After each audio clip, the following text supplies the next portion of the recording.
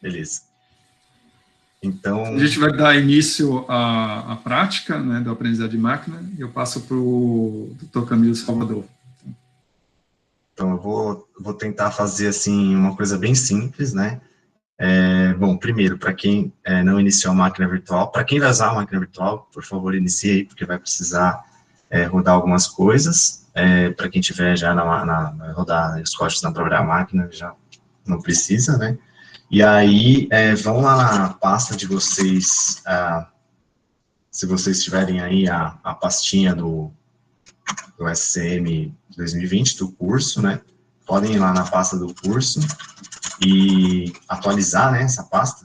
Você vai fazer um git pull lá, né? Para atualizar ela, a minha já está atualizada, né? Não sei se a de vocês já está, mas é bom fazer essa atualização e a gente vai trabalhar hoje como a gente está mostrando aqui, na aula que é chamada Lab Machine Learning, né, a Lab ML, essa aula aqui, tá? Mas como eu vou fazer com vocês, eu vou remover uma que eu fiz hoje para testar. Então, seria essa aula aqui, tá? Nessa aula, já tem um script, que é esse script aqui, ó, o am1.python, que ele já tem aqui todas as etapas que a gente vai fazer hoje, né? Ou seja, se alguém tiver algum problema na hora de transferir o que está aqui para cá, para o script, vocês podem simplesmente rodar esse am1 aqui, que ele já tem tudo, tá? E aí vocês vão conseguir acompanhar. Mas, tava com caps lock.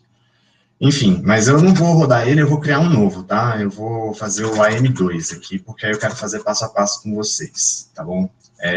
Antes disso, antes de começar a aula, a gente precisa ter certeza de que a gente tenha... bom, só uma introdução breve aqui, o Caetano já falou, né? Para quem trabalha com Machine Learning, eu peço desculpas, porque vocês já devem ter usado esse banco de dados, assim como o Iris e outros Boston, que é o banco de dados imobiliários. Enfim, tem alguns bancos de dados, né, que são padrão das bibliotecas do Scikit-Learn, né, e esses bancos de dados estão aqui, esses toy datasets, eles são muito usados nos tutoriais aí, se vocês forem encontrar na internet, todo tutorial praticamente usa algum desses bancos de dados. E o que a gente está usando é esse terceiro aqui, que é o Diabetes, né, que é um banco de dados que ele tem, vou até clicar aqui para mostrar, ele é um banco de dados com 442 amostras, a dimensionalidade dele é 10, tem 9 variáveis descritivas e a variável alvo. As features, né, as variáveis descritivas, já estão normalizadas, né, para esses valores aqui, valores reais, de menos 0,2 até 0,2, e a variável alvo é um número inteiro que descreve a progressão da doença de diabetes, né, com base num exame, um baseline, em 1 ano, e é um inteiro que varia entre 25 e 346, tá? Então, esse é o banco de dados que a gente vai usar, tá? Aqui tem uma descrição aqui mais detalhada dele, né, se alguém tiver curiosidade. Para tudo que eu falar aqui, talvez seja melhor entrar lá na documentação para ver, tá? Porque tem muita coisa que é um pouco mais complexa e eu tô meio sem tempo, então vou ter que passar meio que por cima, tá? Mas entrem lá para ver se vocês tiverem curiosidade. Então, aqui nesse caso vai ser um trabalho que a gente vai fazer de aprendizado não supervisionado, né? Dar uma avaliada nessas variáveis descritivas e depois, no final, vai fazer uma regressão. Então, para você rodar esse código, você vai precisar dessas bibliotecas aqui, tá? O Pandas, Scikit-Learn, Matplotlib e o Seaborn. Matplotlib e Seaborn são 2 bibliotecas de gráficos.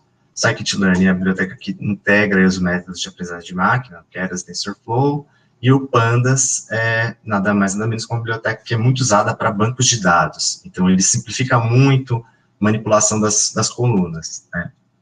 Então, deem uma olhada se vocês têm todas elas ativadas aí, né? Como que você vê? A gente vai usar o Python 3, então é pip3, pip é o gerenciador de pacotes do Python, né? E aí a gente pode fazer piplist, né? E ele vai dar a lista de tudo que tem instalado, né, na máquina virtual. No caso aqui, a gente não precisa ficar vendo tudo, a gente pode fazer, por exemplo, pip3list, pode fazer um grep para ter certeza que alguma delas, né, por exemplo, pandas. Só para ter certeza que a gente tem o pandas. Então, eu tenho pandas aqui na versão 1.1.4, tá? Eu tenho todas elas, mas eu deixo vocês aí, em caso de dúvida, gente, copiem isso aqui, tá? colhem aqui e mandem instalar, tá? Em caso de dúvidas, tá? Para vocês terem certeza que vocês vão ter tudo. Bom, alguma delas estava desatualizada aqui, ele vai até atualizar, tá? É bom porque eu dou um tempo para vocês também atualizarem aí de vocês, né? Se vocês instalarem essas bibliotecas, se não tiverem elas instaladas, vai dar um problema, porque quando estiver importando alguma biblioteca dessas aqui no começo do código, vai crashar, né? Beleza, eu vou limpar, Ctrl L, e aí eu vou criar o meu arquivinho aqui, tá? Eu vou, para quem quiser e não tiver com disposição de criar, escrever, copiar e colar, fazer passo a passo, vocês podem usar esse aqui que já está lá na pasta, tá? É o AM1. Mas eu vou fazer o aqui, tá? Vou chamar de AM2, que é mais fácil, tá? Então, eu vou fazer pelo Vim mesmo. Deixa eu só, antes disso, deixa eu salvar aqui. Vocês sabem que vocês não precisam usar o Vim, viu? Quem não quiser usar, ou quem não gosta, quem acha desconfortável, não conhece os comandos, pode usar, por exemplo, o gedit, tá? Então, é a mesma coisa, não faz diferença nenhuma, tá? Vocês escreverem aqui num de texto comum ou no Vim, tá? Eu vou usar o Vim porque é mais fácil para mim, tá? Então, vamos começar lá com um documento, não tem nada nele. Então, eu vou pegar essa primeira parte do código, tá? Que basicamente vai importar as bibliotecas e o banco de dados, tá? Não tem muito o que falar. Eu vou copiar ele e vou salvar. Eu vou comentar duas coisas aqui, só que é interessante. Já falei sobre as bibliotecas, né, o que é cada uma. Para quem não é familiarizado com Python, normalmente a gente importa essas bibliotecas sempre trabalhando no alto nível. Para a gente não ter que ficar chamando essas bibliotecas sempre que eu for usar. Então, por exemplo, eu vou usar o pandas, vou fazer alguma manipulação de dados, né? Eu vou ter que chamar lá, por exemplo, pandas.dataframe. Ou seja, chamar uma função, um método que está lá nessa biblioteca. Para simplificar a vida, a gente dá os apelidos aqui, né? Então, o pandas vai chamar PD, o matplotlib vai chamar PLT, o NumPy, que é a biblioteca de matemática, vai chamar NP, e o Seaborn SNS. Mais fácil de chamar, né? Poucas letras, né? Desculpa, eu vi que tem uma mensagem aqui, mas eu não vi qual é.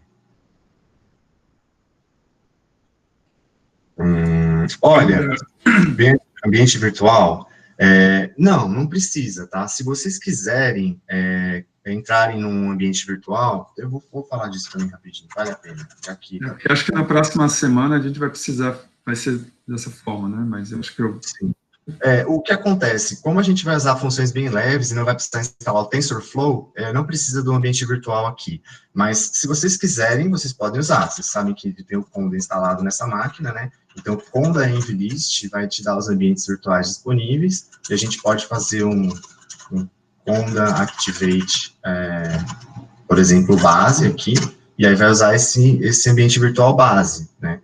Então, aqui, por exemplo, a lista do meu pip3 é diferente da outra, porque eu estou num outro ambiente. Mas não tem necessidade, tá? Se vocês quiserem, podem usar aí qualquer um deles.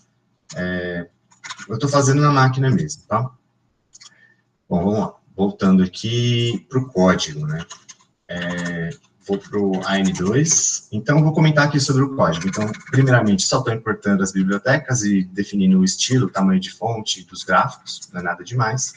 Como eu estou importando aqui esse método, tá vendo? Esse método aqui, ó, do scikit-learn, load diabetes, que é um método para importar esse banco de dados que já está lá no scikit-learn, né? Esse banco de dados sobre diabetes, a gente não precisa se preocupar, já vai importar ele bonitinho, né? E vou dizer aqui que, aqui basicamente uma manipulaçãozinha para definir que a variável alvo vai ser a variável y do banco de dados. Esse banco de dados tem 10, né? Variáveis, 9 descritivas e alvo, e a variável alvo, muito sabidamente, quem fez o banco de dados já chamou de y, né? Fica muito mais intuitivo. Então, estou dizendo que o alvo vai ser o y, e aí aqui eu estou definindo exatamente isso, definindo a variável alvo, tirando a variável alvo das variáveis descritivas, né? Porque se eu quero fazer uma função, né, com 9 x diferentes para prever esse y não pode estar lá no meio, que vai, né, jogar água no chope. Aí aqui o y vai ser a nossa variável alvo, né? Ou seja, o y vai ser esse target é y. E aí eu vou imprimir as primeiras linhas desse banco de dados só para ver se está tudo certo. Vou exportar ele para um arquivo CSV e vou imprimir quantas variáveis descritivas a gente tem. Basicamente, aqui é uma sintaxe simples de matriz, então estou imprimindo, vamos supor que a gente tem uma matriz que tem 200 linhas, estou imprimindo só a primeira. A primeira é justamente o título, né? Desculpa. A primeira, quer dizer, uma matriz de dimensão 1, quer dizer que é o número de variáveis descritivas que tem o número de colunas que tem nessa matriz. É isso, basicamente. Aqui é só um ajustezinho que eu vou fazer para poder fazer um histograma, que é um gráfico de histograma, que eu estou fazendo esse plot HIST, né, é um gráfico de histograma, tá? Esse número aqui é só para a gente fazer um número de caixas legal aí no gráfico, né? Então, eu estou basicamente pegando o mínimo do banco de dados, o máximo o mínimo da variável descritiva, desculpa, que é menos, sei lá, perto de 0, 30 e poucos, o máximo, que é perto de 300, e estou dividindo em caixas de 10 para agrupar, né? É isso. Acabou. Já expliquei. Então, vamos lá. Vou dar esse cara aqui. E eu vou colocar para cá o gráfico. Então, como eu disse, essa primeira que é o print head, né? Essa é a cabeça, né, do banco de dados, são as primeiras linhas, mostrando mais ou menos como é que é o banco de dados, mais ou menos como você veria ele se você estivesse vendo lá no Excel, né? Então, você veria aqui as variáveis descritivas, né, que são a idade, o sexo, o índice de massa corporal e outros fatores aqui. E aqui ele notou que 10 variáveis descritivas, então eu me enganei quando eu falei, são 10 descritivas mais a variável alfa. Então, aqui as 10, né? E aqui são as caixas que ele conseguiu dividir lá para mim, de 10 em 10, né? De 25 a 345, de 10 em 10. E aí ele fez esse gráfico aqui, que isso aqui eu sempre faço, no começo eu recomendo fazer, que é simplesmente a distribuição dos dados no seu banco, né? Então, dá para ver que não é uma distribuição normal, né?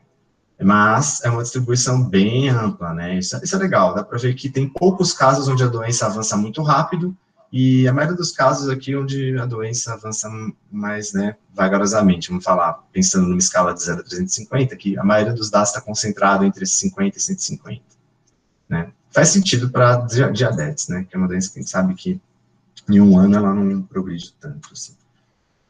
Beleza, então essa é a primeira parte, e a gente já sabe mais ou menos como é que é a distribuição da nossa variável alvo, né? Agora vamos ter que olhar para as variáveis descritivas, né? E nesse caso, a gente vai começar com as técnicas de aprendizado não supervisionado, especificamente com a matriz de correlação de Pearson, que já é a matriz, no método, né, de correlação do scikit-learn e também do Pandas, já é o coeficiente de correlação padrão, a gente não precisa mudar nada, simplesmente a gente chamar o método lá, correlação, vai ser a correlação de Pearson, né?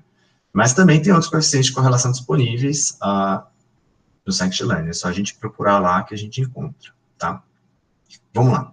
Então, eu vou fazer sempre na sequência, tá? Eu não vou ficar separando, porque dá muito trabalho, mais fácil fazer na sequência. Então, basicamente aqui eu entrei no modo inserção, né, dei um espaço aqui só para não ficar muito bagunçado, e aí eu vou copiar agora essa parte do método de correlação de Pearson, tá? Eu só vou mostrar aqui, a fonte para vocês não está muito grande, mas para mim está bem grande, então às vezes fica meio difícil de eu ler, mas basicamente, foi o que eu falei aqui, ó, ele está chamando o método core, né, correlação, método Pearson, isso aqui é redundante, tá? Eu não precisaria chamar esse método Pearson, porque, na verdade, o método Pearson é o método padrão aqui. Se a gente não chamasse nada, se a gente chamasse só correlação assim, sem passar nenhum parâmetro, ele faria Pearson, né? Aqui, basicamente, eu estou criando aqui, eu criei essa variável, correlação, né, alvo, e peguei o valor absoluto, simplesmente por uma questão para ranquear é mais fácil, né? Porque aí eu tenho todos os valores positivos. E aqui eu estou ranqueando. Sort values é uma função para ranquear, simplesmente fazer um sort, né, ordenar do menor para o maior. E aí, a gente está usando aqui o Seaborn para plotar um tipo de gráfico que chama heatmap, que é aquele gráfico que o Caetano mostrou, que basicamente ele vai calcular a correlação entre cada par de variável, e ele vai botar para a gente uma matriz com todos esses coeficientes de correlação, né? Então, é bem legal para visualizar quais são as correlações entre as variáveis, tá? E, além disso, como a gente já ordenou, né, os fatores de correlação entre as variáveis e a variável-alvo, a gente pode simplesmente, o que eu estou fazendo aqui? Estou pedindo as features, né, que tem o maior fator de correlação, ou seja, que tem um fator de correlação maior do que 0,4, e estou imprimindo elas, tá? Além disso, também coloquei um exemplo interessante aqui, que a gente pode também pegar a correlação entre variáveis que a gente tem interesse em saber. A gente não precisa fazer de tudo. A gente poderia simplesmente implementar assim, por exemplo, a correlação da variável BMI, né, com a correlação das variáveis com a variável BMI, não com a variável alvo. E outro jeito seria, inclusive, passar aqui duas variáveis que a gente quer analisar, por exemplo. Qual que é a correlação de Pearson entre BMI e S5? Também é outra coisa que é possível fazer, tá? Bom, pode ser que vocês tenham falado alguma coisa que eu ouvi um pop-up aqui, mas eu não estou lendo nada no chat, então vou continuar. Camilo, não teve nada não, pode dar sequência. Beleza, então vamos lá. Vou rodar de novo o meu AM2. A primeira parte a gente não precisa... eu podia ter comentado, né, o plot show aqui para não ficar esse gráfico voltando, mas aqui o gráfico o código, o script está rodando na sequência. Então vamos para aqui a seção 2. Deixa eu só... Será que eu consigo aumentar? Eu vou aumentar um pouquinho mais ainda para vocês verem melhor aí. Aqui eu vou dar uma parada agora, vamos ver. Eu queria que alguém falasse aí se vocês estão conseguindo fazer, se vocês conseguiram chegar nessa parte. Eu estou com um pouco de medo de ir muito rápido.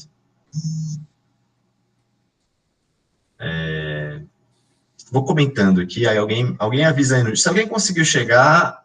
tá. É mais difícil, né? Isso aí me surpreendeu, viu, Lauro? Porque... Mas, Camilo, de qualquer forma, acho que você pode dar sequência, que como a gente está gravando, né? Aí a pessoa pode voltar depois e ver. Pode voltar, né? e rever o processo. Tudo tá bem? Bom. Mas, assim, pessoal, se vocês tiverem alguma dúvida aparecer em termos de conceitos, fiquem à vontade de colocar no chat ou abrir o microfone. Tá, beleza. Então vamos lá. Essa matriz de correlação, então a gente, né, incluiu todas as variáveis descritivas e também a variável-alvo aqui. Na matriz de correlação é meio que trivial, mas é sempre bom falar de que a diagonal é sempre 1, porque aqui, na verdade, é age com age, né? Então, é ela com ela mesma. Lógico que a variável é idêntica a ela mesma, então o fator de correlação é 1. O que é interessante ver nessa matriz aqui? Vamos dar uma olhada. Bom, aqui já tem um caso bem interessante, né? A correlação entre esses parâmetros S1 e S2. Esses aqui são parâmetros que, se eu não me engano, pela documentação, são parâmetros obtidos do hemograma. Então, podem ser fatores, né, que você mede lá no hemograma do paciente que são realmente correlacionados, né? Então, enfim, pode ser qualquer coisa, né? Eu não sei exatamente o que é, mas coisas que realmente têm um fator de correlação super alto. Outra coisa interessante aqui, S3 e S4, aqui, tem um fator de correlação bem alto também, mas negativo. Então, essas variáveis, elas são parecidas, mas elas são inversamente proporcionais, né? Então, aqui pode ser, também são outros parâmetros do hemograma, que são interessantes, né?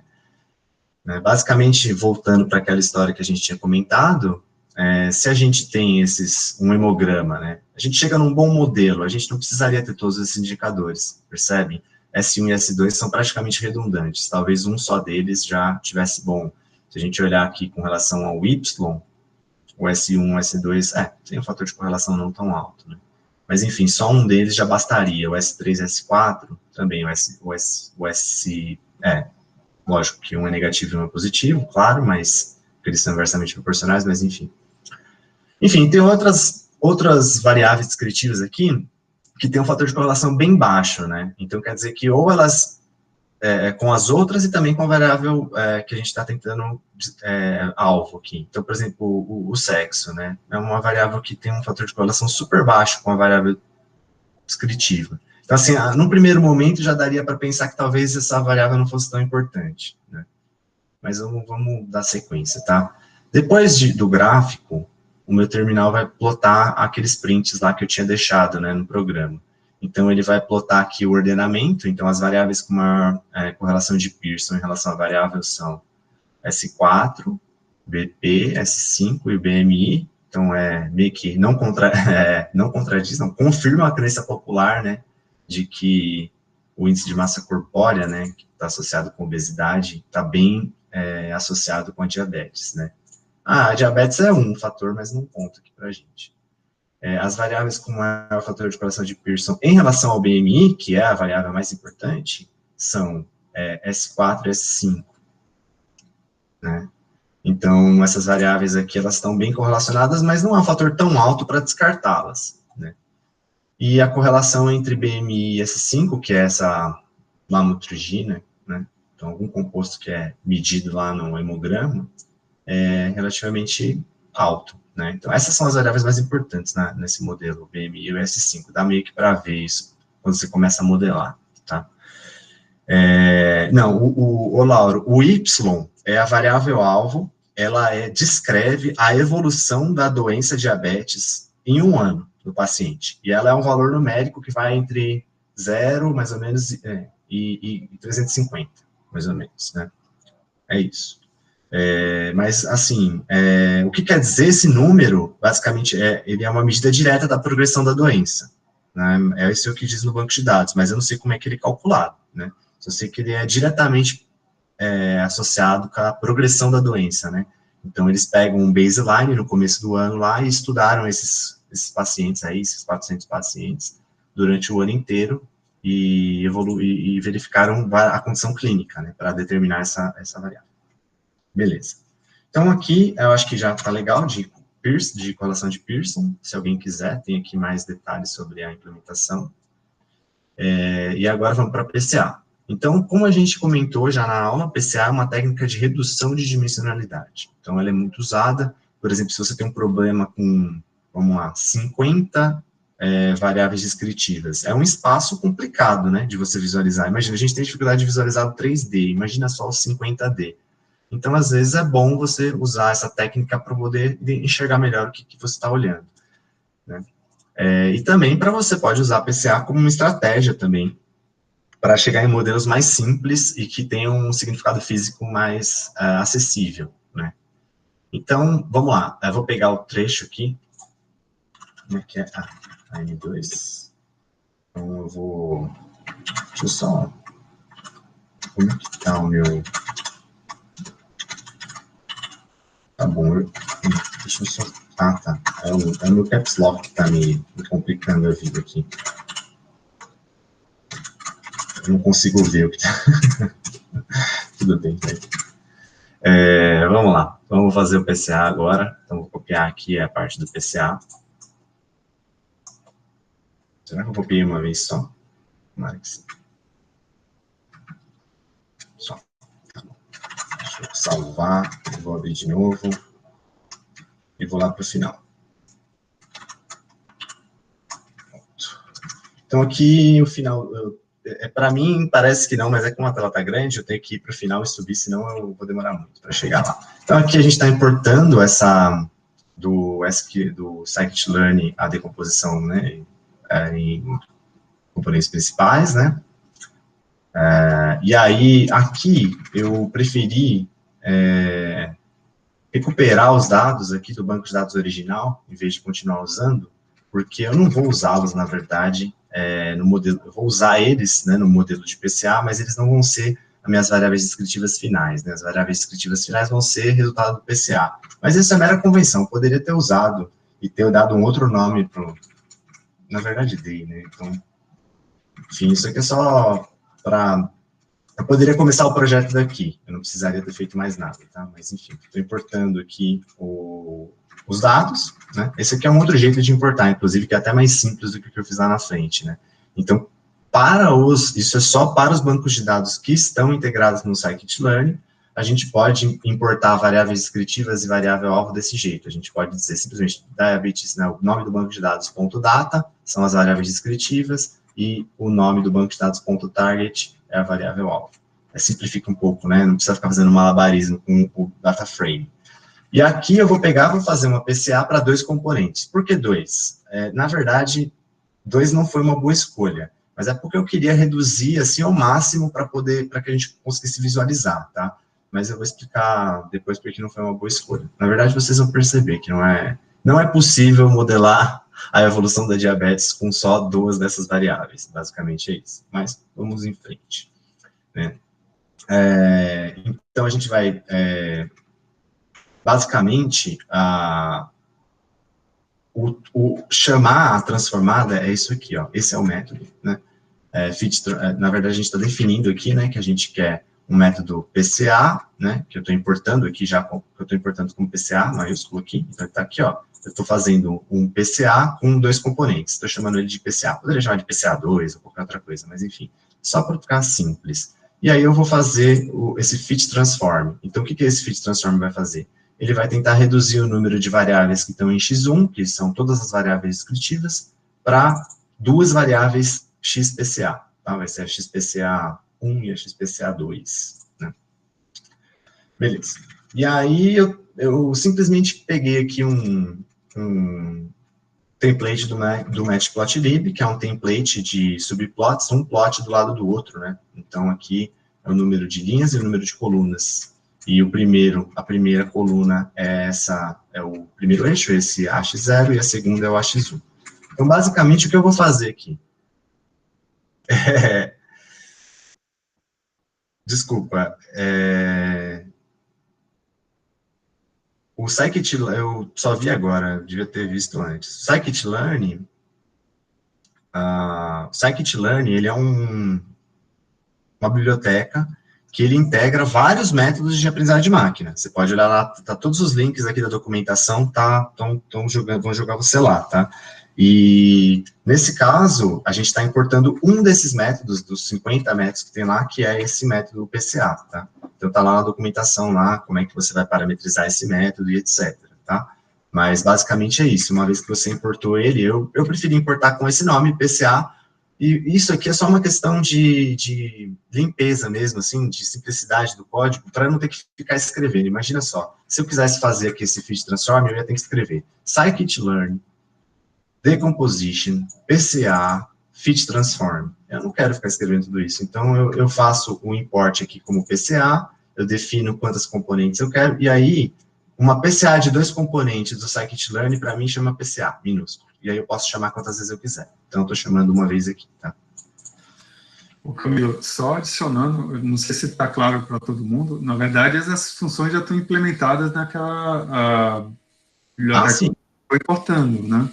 Até está aqui, ó, se vocês clicarem, ó, clique aqui para saber mais sobre essa implementação. Vai te levar para o método em si, né? Scikit-learn decomposition PCA, que é exatamente o que a gente está importando aqui. Tá vendo? E eu não estou reproduzindo esse código, uma vez que você instala essa biblioteca, você vai poder usar desse jeito. Eu só estou passando esse parâmetro, número de componentes, né? No caso, estou fazendo 2, mas eu poderia passar outros, tá vendo? Eu poderia passar vários outros parâmetros aqui e refinar esse método, né? Usando todo o poder aqui que está implementado, né? Que tem alguns exemplos, inclusive, de como mudar o solver ou mudar algumas configurações do método. Eu estou fazendo o mais simples possível, arroz com feijão. Tá? Beleza, vou voltar aqui e é isso. Só para finalizar o gráfico, a gente vai fazer então um gráfico, vai comparar, eu estou pegando aqui o BMI, né, o Body Mass Index, o índice de massa corpórea, e uma das variáveis importantes lá, S4, para plotar. Estou pensando assim, se eu só tivesse essas 2 variáveis, que eu sei que são variáveis importantes, como é que ficaria, né, a minha variável-alvo? E aí eu estou pegando as 2 PCA, né, estou pegando PCA1 e PCA2, que são as 2 variáveis que, teoricamente, são combinações lineares de todas as variáveis possíveis, tá? E aí vou mostrar. Beleza. Então, vamos lá de novo. Quantas vezes a gente vai digitar isso hoje, né? Muitas. Então, o começo aqui, a gente não precisa mais disso, nem disso, e agora vamos ver aqui como é que ficou a nossa PCA.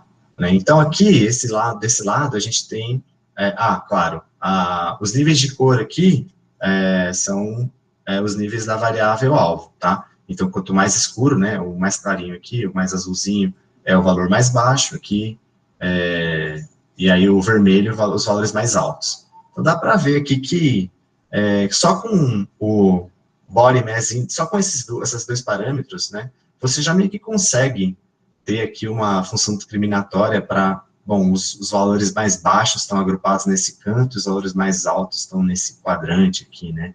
E com PCA, se a gente fizesse aqui uma linha que dividisse, né, esse espaço, a gente poderia, bom, na verdade não é, eu não estou tentando classificar, tá, só estou dando um exemplo, né, se a gente tivesse um PCA muito, mas muito bem feito, a gente teria quase que uma coisa assim, uma distribuição linear desses valores do menor para o maior, sabe, e aqui dá para ver que tem bastante overlapping, tem bastante valor grande que acabou ficando mais para cá, e valor pequeno que ficou para cá, né, por que isso, né, porque se a gente pegar aqui a análise, né, das componentes principais, aqui são os pesos, né, que foram dados para cada variável descritiva para compor PC1 e PC2, então aqui são os pesos, mais ou menos aquilo que o Caetano mostrou, né, e aí você tem, aqui então o S4 é justamente o hormônio estimulante da tireoide, né, que ele tem uma relação alta também com essa lamotrigina.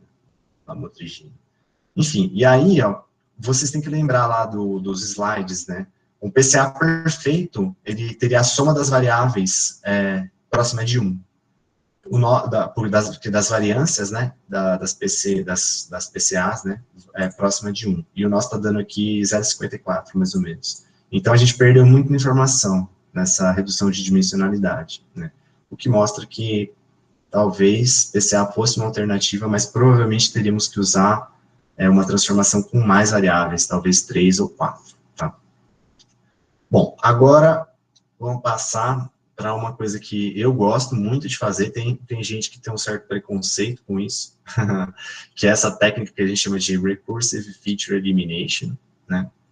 Então, o método recursivo de eliminação, basicamente, é uma técnica exploratória, né? Que ele vai fazer várias regressões, então esse aqui já vai entrar mais na linha de aprendizagem de máquina supervisionada, você vai ter que escolher qual que é a regressão que você está fazendo, e você vai ter que definir o erro também, né, por exemplo, o que você quer aqui como critério, né, eu estou usando para o score, o erro quadrático médio, né, negativo aqui, mas não faz diferença, é só uma questão de, eu prefiro usar o negativo, às vezes dá um resultado melhor.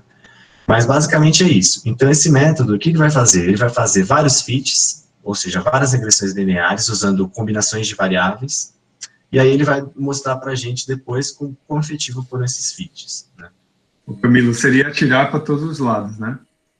Exato, ele é um método de força bruta, né? Ele é um método que, se você estivesse trabalhando com muitas variáveis, poderia ser problemático, porque ele teria que fazer uma regressão para cada composição, então ele faria com 2, com 3, com 4, só que para 4 variáveis ele teria que testar várias combinações, né? Então é um método que ele é bem força bruta, mas ele é bem interessante. Nesse caso aqui é bom. E tem uma vantagem que eu estou usando um regressor linear, né? Então o regressor linear é muito barato. Se fosse um método mais rebuscado aí, já seria complicado fazer computacionalmente. Peraí que meu mouse falhou aqui. Vou copiar e colar do jeito clássico. Então, beleza, copiei e colei. E aí, tá aqui. Então, o que ele mostra aqui, né? Não vou falar muito sobre o gráfico e tal, porque eu tô ficando sem tempo, tá, gente? Então, vou avançar aqui. Mas a implementação do gráfico aqui é muito simples, tá? Não consigo aumentar muito essa fonte aqui, né? Não, aqui eu só consigo mexer nas barras. Não vou conseguir. Mas ok. Não se preocupa não, pode... Vou falar aqui. Aqui é o número de variáveis descritivas, lembrando que o máximo são 10. E aqui é o desempenho do modelo, tá? Então, aquela função, eu usei ela negativa justamente para que o desempenho ficasse proporcional aqui à minimização da perda que eu estou usando. Então, o que acontece aqui? Dá para ver que com 6 variáveis descritivas, a gente consegue chegar num desempenho muito bom, meio que ele se mantém depois, né? Então, a gente diria que um número ótimo de variáveis descritivas para esse problema seria 6, pelo menos 6. Pode ser mais, porque aqui a diferença é quase negligível, né? Não dá para dizer que tem uma diferença prática entre esses números aqui, mas dá para perceber que ela cresce, né, até 6. Então, provavelmente 4, 2 que a gente usou o PCA lá, a gente está perdendo ainda muito desempenho. Beleza. Basicamente é para isso que serve esse método, tá? Também poderíamos usar outros métodos de scoring aqui, né? Mas enfim, eu gosto de usar sempre mínimos quadrados, nesse caso, para o erro, né? Então, sempre os erros quadráticos, né? Então, mas tem gente que prefere usar os erros absolutos também, pode ser uma opção. É isso. Então, até deixei aqui um exercício para vocês fazerem, se vocês quiserem. Lá na matriz de correlação, ela está implementada uma outra paleta de cores, que às vezes é melhor para ver e para estudar, tá? Então, vocês fiquem à vontade de mudar essas paletas de cores e usar. No caso aqui, a paleta de cores está definida aqui, tá? Nesse color map, que eu estou usando esse cool warm, né? Então, é frio e quente. Mas tem vários outros, por exemplo, esse cool helix é bem legal. Tem outros, por exemplo, plasma, que é muito usado, né? Que vai do amarelo claro até o vermelho, roxo. Então, ele pega um campo grande, mas aí é preferência de cada um, tá? Vocês fiquem à vontade para fazer o que quiserem aí com o código. Inclusive, o código é de vocês podem fazer o que quiser mesmo, pode trabalhar com ele, pode usar um outro banco de dados, e espero que vocês usem ele também no projeto, né, se for necessário. Agora, o que mais eu preciso fazer? Vamos lá, regressão linear. Então, o objetivo final do projeto, né, como a gente falou, é realizar uma regressão linear e poder prever, né, a evolução da diabetes com base nesses parâmetros, né. E aqui, a ideia aqui foi, não necessariamente eu vou fazer, mas eu vou explicar como funciona essa regressão linear com esse método, que é um método de kernels, né, Select K-Best. Basicamente, o que esse método faz, ele vai fazer também diversas regressões lineares, só que ele vai fazer o que a gente chama de regressões lineares univariável, né, regressão linear univariável. Ele vai fazer o melhor fit possível para uma variável única, e depois ele vai ver o peso relativo entre essas variáveis, ou seja, qual será que é a variável mais importante? Normalmente, é a variável que, numa regressão univariável, conseguiu o melhor score, né? Então, essa variável é muito mais importante, porque ela consegue explicar bem, tem uma correlação boa, enfim. Mas, nesse caso, a gente não está falando só de correlação, que seria não supervisionado, mas sim de um aprendizado supervisionado. A gente está definindo que a gente está fazendo o melhor score, né, os melhores scores para a regressão linear, tá? Então, é isso que a gente vai fazer aqui. É bem simples, na verdade, essa implementaçãozinha Vamos pular ela lá, no final. No Vim, se alguém tiver dúvida, para chegar no final do documento, é G maiúsculo. O meu mouse aqui não está muito bom.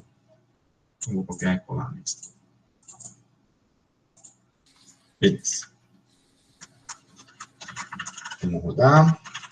Então, é aquilo que eu falei, não tem muito o que falar, na verdade, disso aqui. Camilo, enquanto você roda, tem uma pergunta do Lauro, questionando sobre o número ótimo de variáveis descritivas.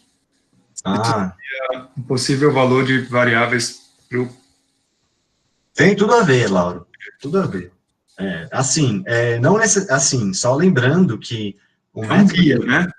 É um guia, o método que a gente usou, ele não fez PCA, né? Então, ele não usou combinações lineares das variáveis para testar. Ele usou as variáveis mesmo, como elas existem no banco de dados. Mas, normalmente, é um bom guia, assim, para falar, ó, pelo menos 6 variáveis. Tirando que 6 variáveis é pouco, viu?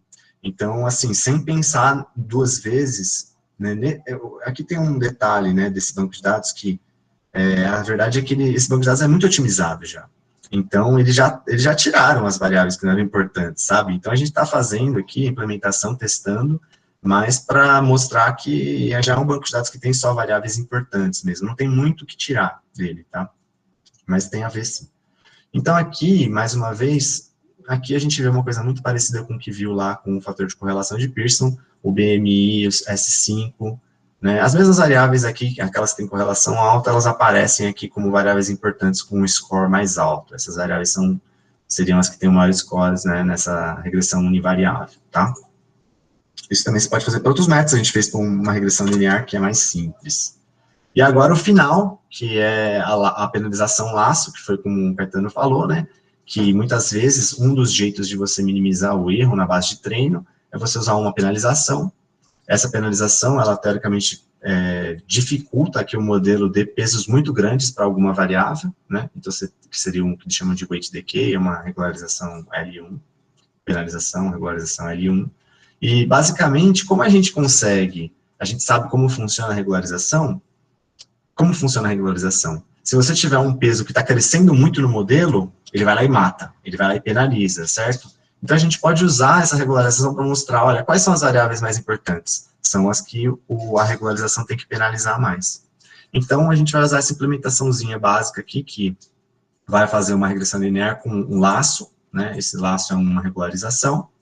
Isso aqui tem alguns detalhes de aprendizagem de máquina que eu posso falar depois, mas basicamente é isso que a gente vai fazer. A gente vai ver qual que é o score de cada variável, né, dentro de uma penalização, e depois vai fazer uma regressão linear normal e uma regressão linear limitando aqui só aquelas variáveis que a gente escolheu e comparar o erro final dos modelos. Basicamente é isso que a gente vai fazer.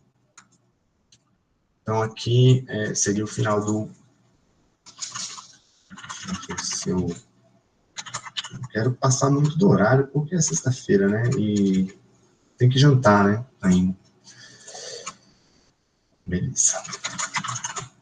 E aí, vou rodar aqui. Infelizmente, vamos ter que fechar aqui os nossos gráficos. E pronto. Então, vamos lá. Vamos ver o score dessas variáveis com essa regressão laço, né? O que o laço mostra? O laço mostra que as variáveis que têm o maior peso são aquelas, né? S5, BMI, BP, S2 e o S6. Essas as variáveis mais importantes.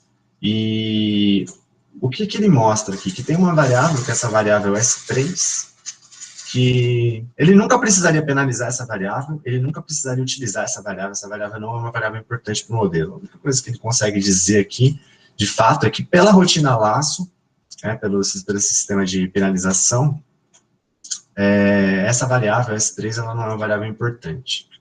Então, ele eliminaria essa variável, tá? Você vê que esse realmente você vê que é um banco de dados muito, muito bem consolidado, porque mesmo depois de tudo que a gente analisou, a única variável que não tem um peso muito grande no modelo, mas que ainda assim não poderia ser descartada porque a gente perderia informação, é a idade aqui, né?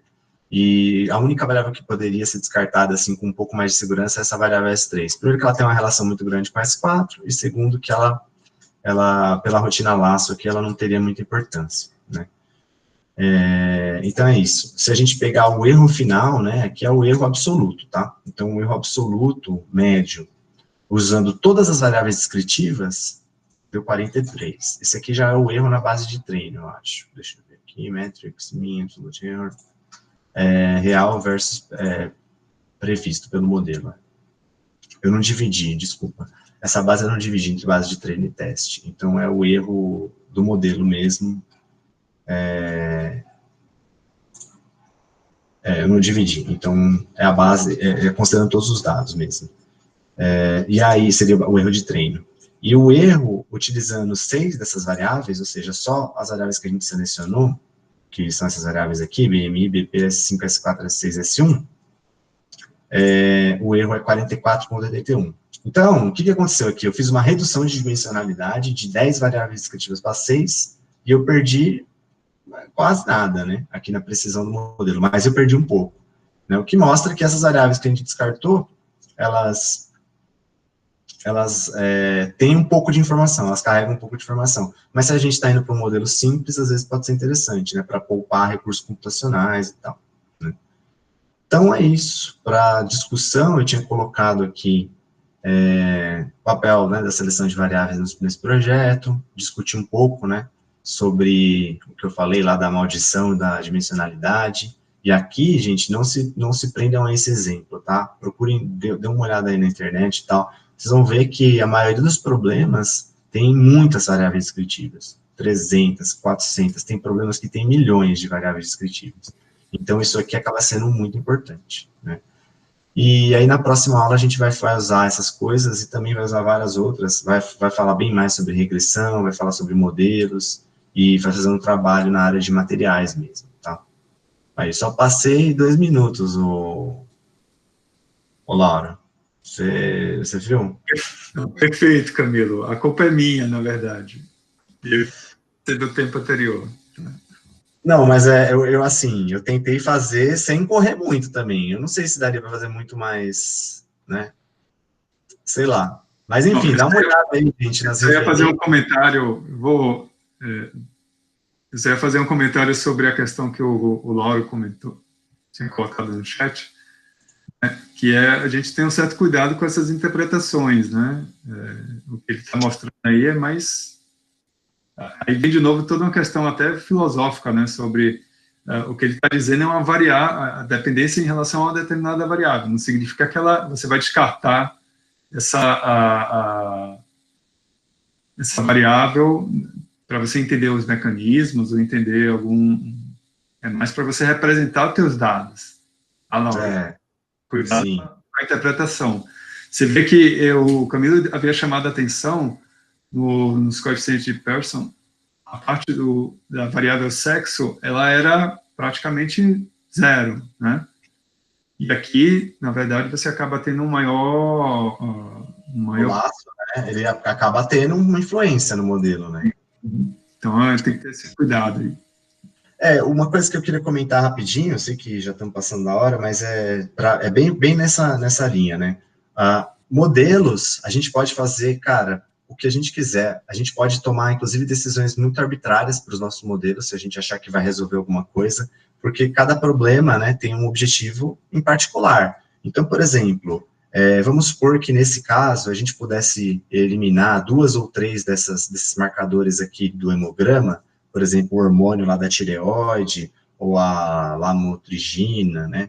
Vamos supor que, para a gente fazer... O que a gente quer com isso? A gente quer fazer diagnóstico de diabetes, sem fazer um acompanhamento por 1 ano do paciente. Então, o cara veio lá, fez um hemograma no primeiro ano, fez os testes clínicos, viu que estava com diabetes, né? Ou com uma sensibilidade à insulina alterada e tudo mais. Depois de 1 ano...